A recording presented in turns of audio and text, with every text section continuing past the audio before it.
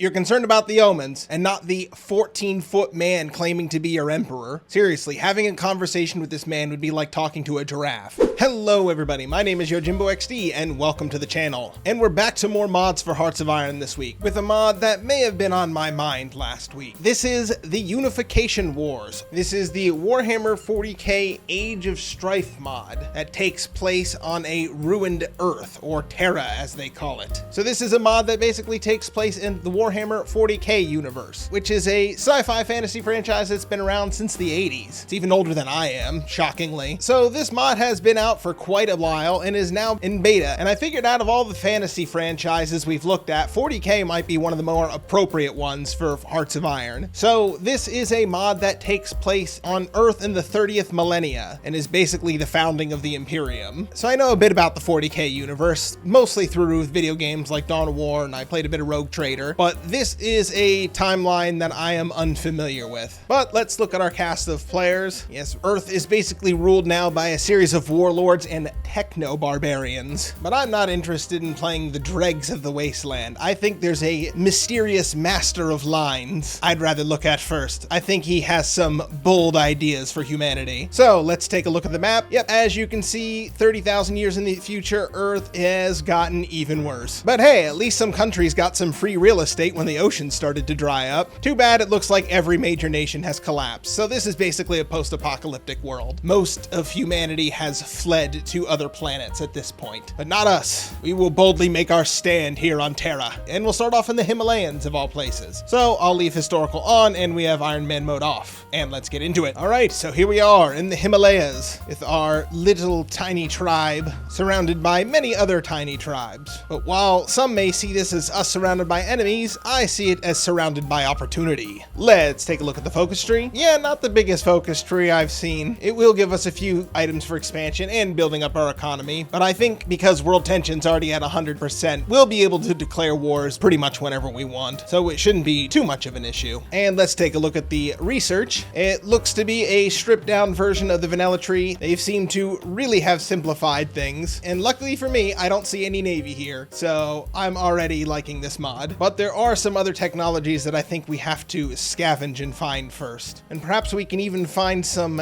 giant walking robots. And who doesn't want a giant robot shaped like a castle firing death lasers? So thankfully we do have some lore to fill in the gaps here for me. And it looks like Mr. Mankind has some big plans for the world and has been wandering the Earth for millennia. I don't know why he waited until Earth got into this horrid state to finally step in, but hey, he got there eventually. Some of us are just late bloomers, I suppose. Some of us don't get our acts together until we're in our 30s. Some of us don't get our act together until we're in our 30,000s. And it looks like an old man with The Shining just showed up and we just gave him a job. Sure, I guess if a guy just showed up and started putting voices in my head, I'd give him a job too. And the villagers seem concerned about all the strange omens going on. Really, you're concerned about the omens and not the 14-foot man claiming to be your emperor. Seriously, having a conversation with this man would be like talking to a giraffe. What is this nonsense? We asked some nerds if we could copy their homework and they said no. Your emperor will remember this. Looks like our mad science experiments underground finally paid off, and we've created a new kind of man. Just don't mind all the human sacrifices that were required to get to this point. Trust that your emperor knows best. And why wouldn't he know best? He is, after all, the reincarnation of 1,000 wizard ghosts. So we're dealing with the first of the tribes, the Eagleborn, and they may have tried to do a bit of a murder on us after we claimed to be their god, but all I had to do was flash my shining junk at them, and they quickly saw the error of their ways. And they were so impressed with what they saw, they gave us 4 free divisions, which is good because I actually didn't have any. And it looks like another faction tried to convert me to their religion. You're literally talking to a living god and you're trying to get him to convert to a different religion. We even let these missionaries onto the property. Oh, now they want to fight about it. Okay, you're aware you have no troops in your capital, right? Anyways, while we're in the middle of dealing with that, it's time to meet with the Dragon King, another kingdom to our north. And it looks like even this old king realizes I've been on Earth longer. So I claimed dibs on Earth a long time ago. So he's just gonna give me his whole kingdom now. What a guy. Unlike some people. Anyways, they're dead now. So now we have 2 choices. We can get Wargles to annex the rest of the Himalayan tribes, or we could risk it all and threaten them all at once. Which, just to prove I'm not afraid of any of them, I'm willing to fight all of them at once. But hopefully some of them say yes to joining me and I don't have to fight all of them. Well, looks like only 2 of them said yes. And good, it was the one that I can't even defend over there. Well, at least I won't have their divisions to deal with, but it now means I have two weird fronts to manage. Whatever, just set everyone to aggressive and go. We'll just sort of hope for the best. Well, that's one front down. Hopefully I can stabilize this front now. There we go. Managed to get a bunch of troops encircled down there. There we go. Would've been a whole lot easier if you just joined me at the start. But that's fine. I'd rather speed run this empire business too. All right, not bad. My secret to winning was I actually built supply lines. But the downside of this means I now have to build more supply lines because the AI just can't seem to be bothered to do it in this mod. And we're having a bit of a resistance issue. I think it's time to get a spy agency. Apparently the Logos Strategos are a bunch of bureaucrats. So I think it's time to throw the books at the criminals. Literally. We'll get our supermen to just hurl books at the criminals. And would you look at that, to celebrate our new empire, they gave us 10 free divisions. Of my own design, no less. But it is just our standard infantry. It isn't one of our more powerful custodian units. Sadly, we cannot train those directly. At least not yet. Well, with our Himalayan empire secure, I think it's time to expand our human experiments and create some thunder warriors. I guess they can't be called space marines yet because they haven't gone into space. Kind of a prerequisite, I imagine. Oh yeah, it's thunder warrior time. They gave us a cool 24 divisions and they gave us this Chad to lead them. But the emperor needs new robes so his men can respect him. So we got ourselves some new golden armor. In fact, come to think of it, everyone's wearing gold armor, which might seem strange at first, but when you think about it, it starts to make sense. In the history of this franchise, the emperor is from Stone Age Turkey and has lived to see many empires, so he probably served some time in the Persian Empire, and that's where he picked up his affinity for gold. That's my headcanon. The emperor just has the aesthetic of a tacky Persian man. Well, there's no point in having an army of supermen if you don't use them. So we get to pick our next targets. And it looks like the barbarians in India are busy fighting themselves. Guys, we don't need to be fighting each other. We should go into space where we can kill aliens together. Trust me, it'll be a lot more fun than hanging out in this hellhole. Well, we sent our wizard to go deal with them, and we could try and do this peacefully, but since everyone has said no to us up to this point, I'm not going to risk it. Sorry, Mr. Ivory King, I'm not going to give you a chance to tell me no. All right, let's get them. Okay, and as soon as I declared war on them, they joined this huge Indonesian faction, which unfortunately does share a border with me, so I'm going to have to get over there to control that front. But that means I get to deal with this huge faction now. Might as well try to knock out as many warlords as I can, because even after taking them down, yeah, still got like a million more to go. Oh yeah, and America's here too. And of course it wouldn't be a Hearts of Iron mod if they weren't having a civil war, so America's hurting itself again. But the good news is this Indonesian faction does seem to be at war with this other huge Indian faction. Well, that's the palace done and dusted. And I will say the one very annoying part is having to constantly build rail lines while I'm actively invading a country. Nothing like playing a bit of Rail Tycoon while you're in the middle of a war. There we go, got a bunch of divisions encircled in there. How many? Not sure, but looks like a lot. Oh, there we go. Didn't even have to get all the way into Borneo. Thank goodness. But that does mean I'm probably gonna have to fight other India for this. But not to worry, anything they take now, they won't hold on to for very long. Oh, never mind, I guess I get to keep everything. I guess my war score was just way higher. Well, that's going to make what comes next easier, I guess. Well, looks like our Dick Halloran went to go talk to Kamana and said we're about to lay the beat down on you. Right about now. You're not in a faction. They don't exist in this part of the world anymore. Yes, now we're declaring our hostilities. I might be hostile towards you. Well, looks like it's a no supply battle, me versus the AI, and I'm smart enough to build railroads and they aren't, so this is a bit of a cakewalk. There we go. Once I got behind their lines, they were done for. Man, peace conferences are a lot easier when you don't have to negotiate with anyone else. Oh, I'm so sick of building supply lines. I don't even want to think about this one. I'm just gonna send everybody in. You don't even have all the troops over there. I don't care, just go. Huh, maybe building supply lines is overrated. Well, it's time to deal with the last large Indian player, and I don't think either he or I have enough manpower to man this entire enormous border. And by him, I mean the friggin' Tiger King. But the dithering would suggest that it's AI. So I guess we're just fighting an even more crazed Joe Exotic, but as an AI. And you know what? I can respect that. At least it's not a dirty techno-barbarian. Still not gonna stop me from invading you though.